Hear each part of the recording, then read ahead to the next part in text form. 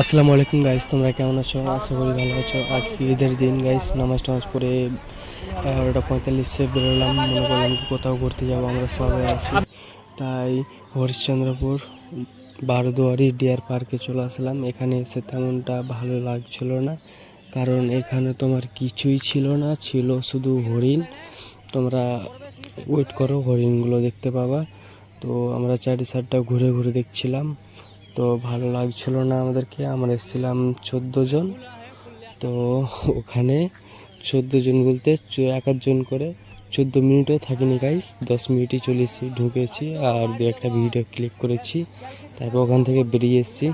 সবাই বলছিল কি কেন আসলাম এখানে, ওই আর কোথাও যেতাম তো ভালো হতো। তো যখন চলে আসলাম তখন দু সাইডটা ঘুরলাম একটু, তারপর 10 মিনিটও থাকিনি চলে এসেছিলাম।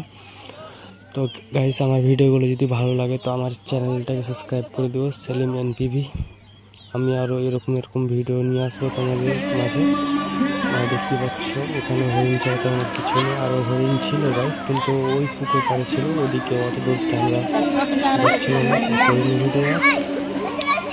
তবে আমার ভিডিওগুলো যদি ভালো লাগে তো আমার চ্যানেলটাকে সাবস্ক্রাইব করে দিও।